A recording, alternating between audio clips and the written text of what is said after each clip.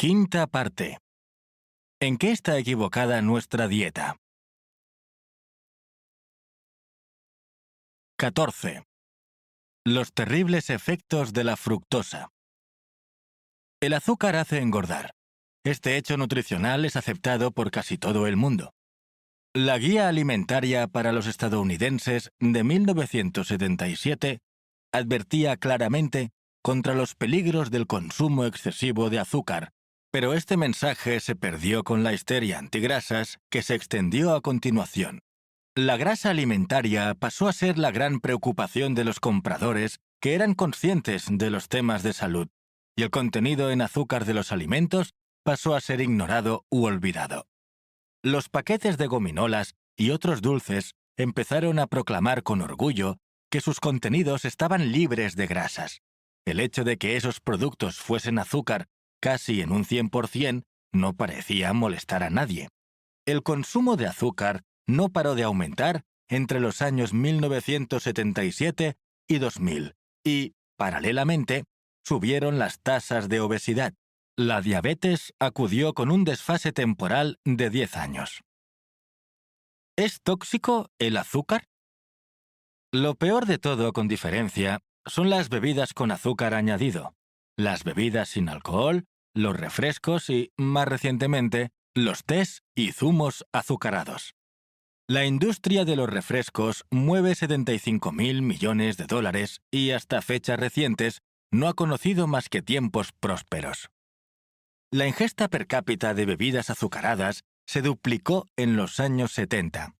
En los 80 se habían vuelto más populares que el agua del grifo. Hacia 1998, los estadounidenses bebían 212 litros de refrescos anuales. En el año 2000, las bebidas con azúcar añadido aportaban el 22% del azúcar que se encontraba en la dieta estadounidense media, en comparación con el 16% que aportaban en 1970. Ningún otro grupo alimenticio se acercaba, ni remotamente, a esa cifra. A partir de entonces, este tipo de bebidas no cesaron de perder popularidad. Entre 2003 y 2013, el consumo de refrescos en los Estados Unidos cayó cerca del 20%. Los tés helados y las bebidas deportivas azucaradas intentaron, valientemente, ocupar su lugar, pero fueron incapaces de frenar los vientos del cambio. En 2014, Coca-Cola llevaba 9 años consecutivos perdiendo ventas, coincidiendo con el incremento de la preocupación por la repercusión del azúcar en la salud. Preocupada por el deterioro de su salud y la prominencia de la circunferencia de su cintura, la gente estaba menos dispuesta a beber una bebida tóxica y azucarada. Actualmente, estas bebidas se hallan ante una fuerte oposición política, desde los impuestos que se han propuesto gravar sobre los refrescos hasta el más reciente esfuerzo del exalcalde de Nueva York, Michael Bloomberg, por prohibir las bebidas de gran tamaño. Algunos de los problemas, por supuesto, son autoinfligidos. Coca-Cola se pasó décadas convenciendo a la gente de que bebiese más refrescos. Tuvo un éxito sin paliativos. Pero, ¿a qué coste? Cuando la crisis de obesidad se agravó, esta y otras empresas pasaron a recibir todo tipo de oposición. Pero los defensores del azúcar no se rindieron tan fácilmente. Sabedores de que estaban librando una batalla perdida en gran parte de Norteamérica y Europa, apuntaron a Asia para compensar los beneficios perdidos, de modo que, en Asia, el consumo de azúcar está aumentando casi en un 5% al año, aunque se haya estabilizado o haya descendido en los países occidentales. El resultado ha sido una catástrofe diabética. Se calcula que, en 2013, el 11,6% de los adultos chinos tenían diabetes tipo 2, marca que superó la del eterno campeón hasta el momento, los Estados Unidos, con el 11,3%. Desde 2007, 22 millones de chinos recibieron el diagnóstico de diabetes, una cantidad de población cercana a la que vive en Australia. Este hecho resulta especialmente sorprendente si se tiene en cuenta que solo el 1% sufría diabetes tipo 2 en 1980. En una sola generación, la tasa de diabetes ha aumentado en un espantoso 1160%. El azúcar, más que cualquier otro carbohidrato refinado, parece engordar particularmente y conduce a la diabetes tipo 2. El consumo diario de bebidas azucaradas no solo va asociado con un riesgo significativo de subir de peso, sino que también aumenta el riesgo de contraer diabetes en un 83% en comparación con el hecho de ingerir menos de una bebida azucarada al mes. ¿Pero el culpable es el azúcar o son las calorías? Hay un estudio de análisis de datos que sugiere que la prevalencia de la diabetes aumenta en un 1,1% por cada 150 calorías de azúcar adicionales que se ingieren por persona y día. Ningún otro grupo de alimentos ha mostrado una relación significativa con la diabetes. Esta enfermedad se correlaciona con el azúcar, no con las calorías. La sacarosa, contra toda lógica y todo sentido común, no se había considerado perjudicial para los diabéticos.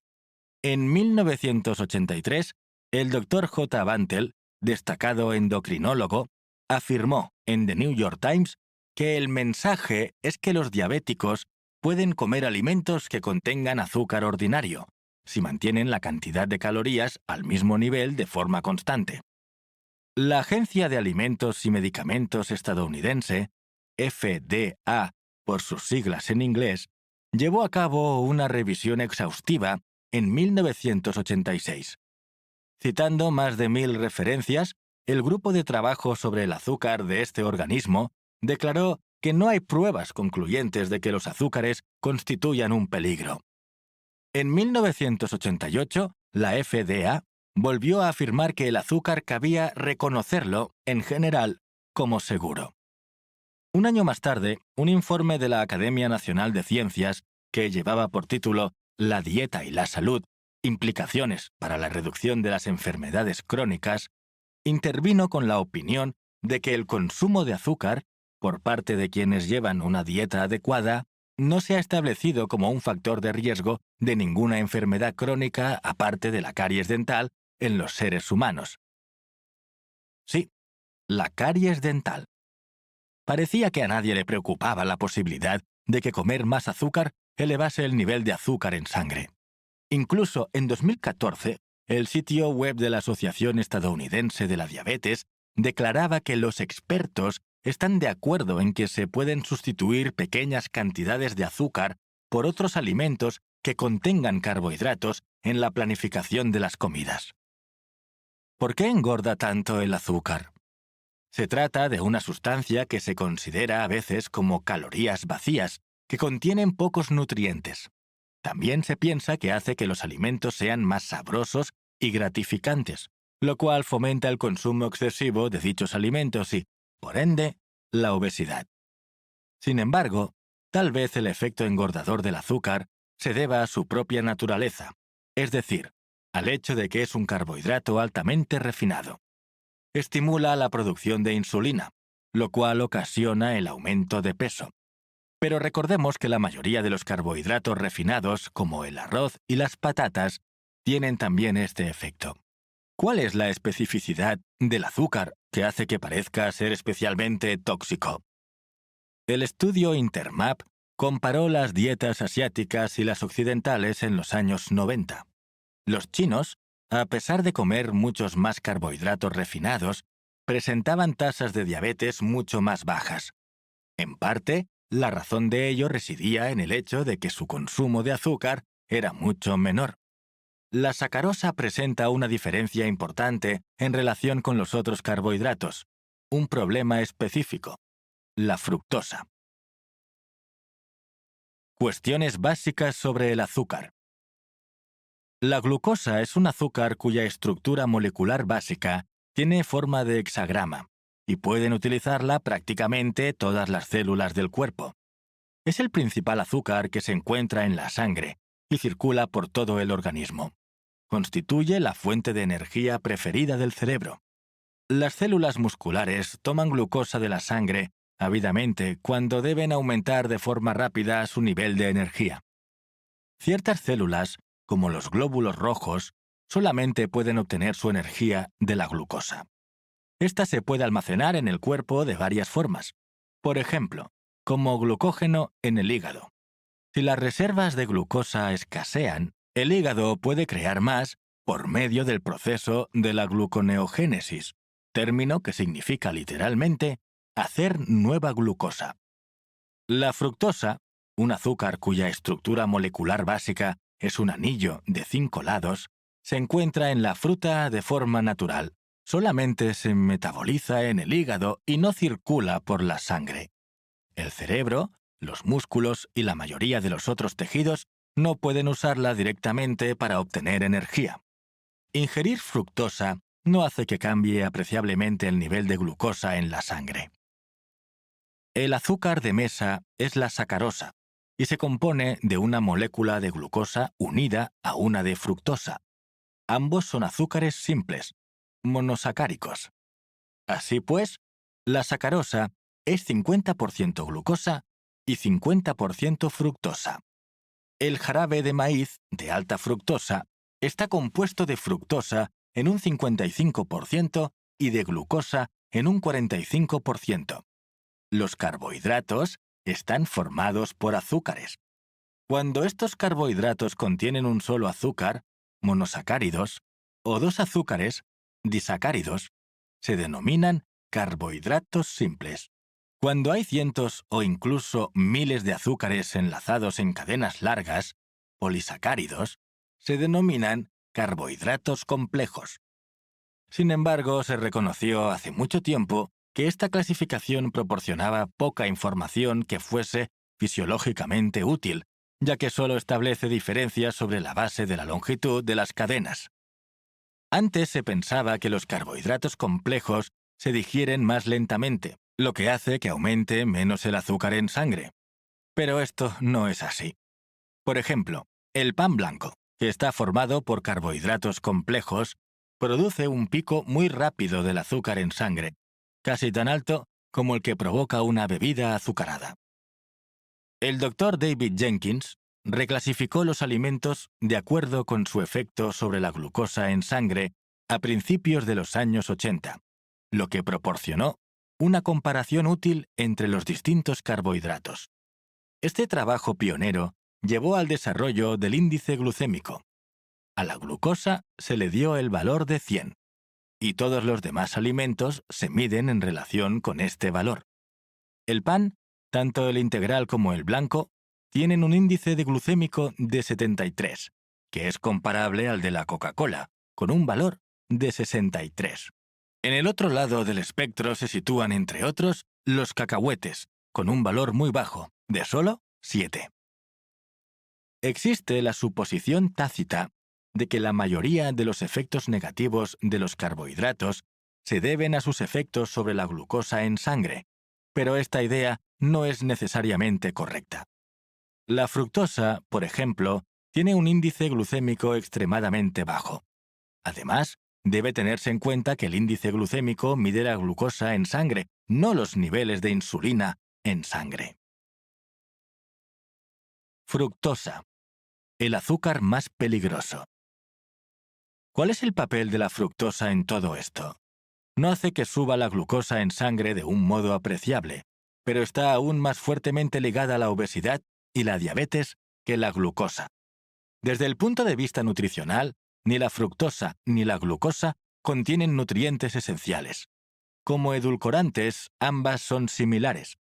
Sin embargo, la fructosa parece ser especialmente nociva para la salud humana.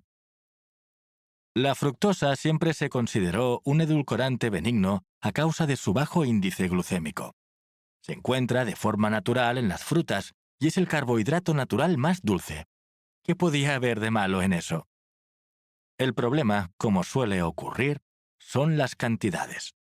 El consumo de frutas naturales aporta solamente pequeñas cantidades de fructosa a la dieta, del orden de 15 a 20 gramos diarios. Las cosas empezaron a cambiar con la aparición del jarabe de maíz de alta fructosa. El consumo de este tipo de azúcar aumentó constantemente hasta el año 2000, cuando llegó a constituir el 9% del total de las calorías ingeridas. Los adolescentes en particular eran grandes consumidores de fructosa, con 72,8 gramos diarios de ingesta. El jarabe de maíz de alta fructosa se desarrolló en la década de los 60 como equivalente líquido de la sacarosa. Esta se procesaba a partir de caña de azúcar y de remolacha azucarera. Aunque no era especialmente cara, tampoco era barata.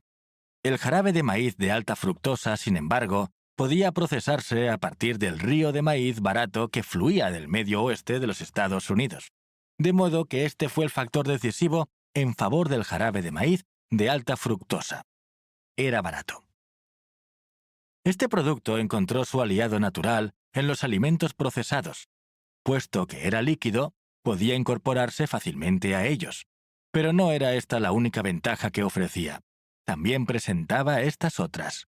Es más dulce que la glucosa, evita que el alimento se queme en el congelador, ayuda a dorar el alimento, se mezcla fácilmente, prolonga la vida útil del alimento, hace que el pan se conserve blando, tiene un índice glucémico bajo. Pronto, el jarabe de maíz de alta fructosa llegó a casi todos los alimentos procesados.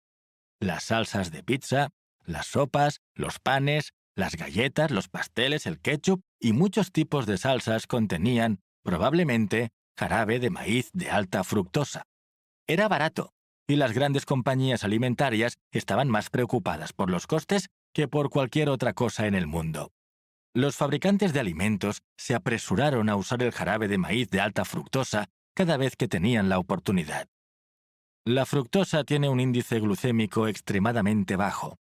La sacarosa y el jarabe de maíz de alta fructosa, con aproximadamente un 55% de fructosa, presentan un índice glucémico significativamente mayor que la glucosa. Además, la fructosa produce un leve incremento de los niveles de insulina en comparación con la glucosa, lo que llevó a muchas personas a considerar que era un tipo de edulcorante más benigno. Es también el azúcar más presente en la fruta, lo que contribuyó a engrandecer su halo de santidad. Un azúcar presente en la fruta, completamente natural, que no eleva los niveles de azúcar en sangre, parecía una opción muy saludable. Pero, ¿era un lobo con piel de oveja? Puedes apostar tu vida a que sí. La diferencia existente entre la glucosa y la fructosa puede matarte, literalmente. La consideración en que se tenía a la fructosa empezó a cambiar en 2004, cuando el Dr. George Bray, del Centro de Investigación Biomédica Pennington de la Universidad del Estado de Luisiana, demostró que el aumento de la obesidad iba muy parejo con el incremento del uso del jarabe de maíz de alta fructosa. El público fue tomando conciencia de que este jarabe constituía un problema importante para la salud. Otros expertos señalaron correctamente que el uso del jarabe de maíz de alta fructosa se elevaba en proporción con el menor empleo de la sacarosa. El aumento de la obesidad reflejaba ciertamente la subida del consumo total de fructosa, tanto si ésta procedía de la sacarosa como del jarabe de maíz de alta fructosa. Pero, ¿por qué es tan nociva la fructosa? El metabolismo de la fructosa. Los peligros de la fructosa en la dieta iban recibiendo cada vez mayor atención, y los estudiosos se apresuraron a investigar. La glucosa y la fructosa difieren de muchas maneras significativas. Mientras que casi todas las células del cuerpo pueden usar la glucosa para obtener energía, ninguna tiene la capacidad de utilizar la fructosa. Mientras que la glucosa requiere la insulina para poder ser absorbida al máximo, la fructosa no la necesita en absoluto. Una vez dentro del cuerpo, solo el hígado puede metabolizarla. Mientras que la glucosa se puede dispersar a través del cuerpo para que éste la emplee como energía, la fructosa es enviada como un misil teledirigido al hígado. El exceso de fructosa supone una presión significativa para el hígado, ya que no hay otros órganos que le puedan ayudar. Es como la diferencia que hay entre presionar con un martillo y hacerlo con la punta de una aguja. Se necesita mucha menos presión si todo está dirigido a un solo punto. En el hígado, la fructosa se metaboliza rápidamente en glucosa, lactosa y glucógeno. El cuerpo gestiona el consumo excesivo de glucosa a través de varias vías metabólicas bien definidas, como el almacenamiento de glucógeno y la lipogénesis de novo, la creación de nueva grasa. La fructosa no cuenta con un sistema como este. Cuanto más se come, más se metaboliza. La conclusión es que el exceso de fructosa se convierte en grasa en el hígado. Los altos niveles de estos azúcares dan lugar a la patología conocida como hígado graso, que es absolutamente crucial para el desarrollo de la resistencia a la insulina en el hígado. Hace tiempo que se descubrió que la fructosa produce directamente resistencia a la insulina. Ya en 1980 se llevaron a cabo experimentos que demostraron que la fructosa, pero no la glucosa, provocaba resistencia a la insulina en los seres humanos. Los sujetos del estudio fueron personas sanas a las que se les dieron 1000 calorías adicionales de glucosa o fructosa al día. El grupo de la glucosa no mostró ningún cambio en cuanto a la sensibilidad a la insulina. El de la fructosa, sin embargo, presentó un empeoramiento del 25% con respecto a dicha sensibilidad, en solo 7 días. Un estudio de 2009 mostró que podía inducirse prediabetes en voluntarios sanos en solo 8 semanas. Los participantes ingirieron el 25% de sus calorías diarias a través del concentrado de frutas en polvo conocida como Kool-Aid, endulzado con glucosa o fructosa. Puede parecer mucho azúcar, pero esta es la cantidad que consumen muchas personas en sus dietas. Con su bajo índice glucémico, la fructosa hizo subir mucho menos los niveles de glucosa en sangre. A pesar de ello, el grupo de la fructosa, pero no el de la glucosa, contrajo prediabetes a las 8 semanas. Los niveles de insulina, así como las tasas de resistencia a ella, se mostraron significativamente más elevadas en el grupo de la fructosa. Solo 6 días de consumo excesivo de fructosa dan lugar a resistencia a la insulina. A las 8 semanas, aparece la prediabetes. ¿Y qué sucede tras décadas de alto consumo de fructosa? El consumo excesivo de fructosa conduce directamente a una resistencia a la insulina permanente. Mecanismos. La insulina se libera de forma natural cuando comemos. Dirige parte de la glucosa entrante a estar disponible como energía y otra parte a ser almacenada para un uso posterior. A corto plazo, la glucosa se almacena como glucógeno en el hígado, pero el espacio de almacenamiento que tiene este órgano para el glucógeno es limitado. Cuando está lleno, el exceso de glucosa se almacena como grasa. Es decir, el hígado comienza a fabricar grasa a partir de la glucosa a través de la lipogénesis de novo. Después de las comidas, cuando los niveles de insulina disminuyen, este proceso se invierte. Al no entrar energía alimentaria, debe usarse la que hay almacenada. Las reservas de glucógeno y de grasa del hígado se convierten de nuevo en glucosa y se distribuyen al resto del cuerpo para que éste las emplee como fuentes de energía. El hígado actúa como un globo. Cuando entra energía, se hincha. Cuando se necesita energía, se desinfla. El hecho de equilibrar los períodos de alimentación y ayuno a lo largo del día garantiza que no se gane ni pierda grasa. Pero, ¿qué sucede si el hígado ya está lleno de grasa? La insulina intenta forzar que haya más grasa y azúcar en el hígado, aunque éste ya esté completo. Así como es más difícil inflar un globo totalmente inflado, a la insulina le resulta más difícil intentar meter más grasa en un hígado graso. En este caso, se necesitan niveles cada vez más altos de insulina para trasladar la misma cantidad de energía al hígado. El cuerpo es ahora resistente a los esfuerzos de la insulina, ya que los niveles normales no son suficientes para introducir más azúcar en el hígado. He aquí un hígado resistente a la insulina. El hígado, como un globo sobreinflado, trata de expulsar el azúcar a la circulación sanguínea, por lo que también se precisan continuamente altos niveles de insulina para mantener el azúcar almacenado en el hígado. Si los niveles de insulina empiezan a decaer, la grasa y el azúcar acumulados salen rugiendo. Para compensarlo, el cuerpo sigue aumentando esos niveles. Por lo tanto, la resistencia a la insulina conduce a niveles más altos de esta hormona. Los altos niveles de insulina estimulan más almacenamiento de azúcar y grasa en el hígado, lo que da lugar a un mayor exceso de grasa en un hígado ya graso, y esto causa una mayor resistencia a la insulina. Tenemos de nuevo el típico círculo vicioso.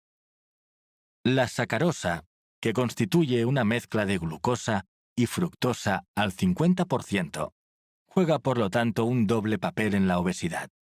La glucosa es un carbohidrato refinado que estimula directamente la insulina, mientras que el consumo excesivo de fructosa da lugar al hígado graso, una patología que provoca directamente resistencia a la insulina. A largo plazo, la resistencia a la insulina también conduce a un aumento de los niveles de esta, que a su vez hacen que se incremente la resistencia a la insulina. La sacarosa estimula la producción de insulina tanto a corto como a largo plazo. De esta manera, es el doble de perjudicial que la glucosa. El efecto de la glucosa es evidente en el índice glucémico, pero el efecto de la fructosa está completamente oculto. Este hecho indujo a los científicos a minimizar el papel de la sacarosa en la obesidad. Por fortuna, finalmente, se ha reconocido el papel del azúcar en el aumento de peso. Reducir la ingesta de azúcares y dulces siempre ha sido el primer paso para lograr una reducción de peso en prácticamente todas las dietas de la historia. Los azúcares no son meras calorías vacías o meros carbohidratos refinados. Son mucho más peligrosos que eso, ya que estimulan tanto la insulina como la resistencia a esta.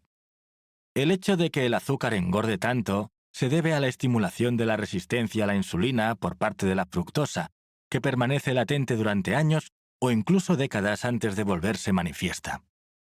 Los estudios sobre la alimentación a corto plazo no detectan en absoluto este efecto, como lo demuestra un reciente análisis sistémico. Tras examinarse muchos estudios de menos de una semana de duración, la conclusión fue que la fructosa no muestra tener ningún efecto especial más allá de su aporte calórico. Esto es como analizar estudios sobre el consumo de tabaco de unas cuantas semanas de duración y llegar a la conclusión de que fumar no ocasiona cáncer de pulmón. Los efectos del azúcar, así como la obesidad, se gestan a lo largo de décadas, no días. Esto explica la aparente paradoja del comedor de arroz asiático. El estudio Intermap de la década de los 90 encontró que los chinos comían cantidades muy altas de arroz blanco, pero padecían poca obesidad. La clave era que su consumo de sacarosa era extremadamente bajo, lo que minimizaba el desarrollo de la resistencia a la insulina. En combinación con su elevada ingesta de carbohidratos original, arroz blanco, ya tenemos la receta del desastre diabético que están afrontando en este momento. ¿Qué hacer? Si quieres evitar ganar peso, elimina todos los azúcares añadidos de tu dieta. En esto, al menos, todo el mundo puede estar de acuerdo. No lo reemplaces con edulcorantes artificiales, los cuales, como veremos en el próximo capítulo, también son nocivos. A pesar del desastre que es la epidemia de obesidad, soy bastante optimista, pues tal vez hemos empezado a darle la vuelta a la situación. Por fin se acumulan las pruebas en este sentido. El aumento incesante de la obesidad en los países occidentales ha comenzado a desacelerar recientemente y, en algunos estados, puede ser que esta afección haya empezado a remitir por primera vez. Según los Centros para el Control de Enfermedades, la tasa de nuevos casos de diabetes tipo 2 también se están reduciendo. La disminución de la presencia de los azúcares en la dieta tiene un papel nada desdeñable en esta victoria.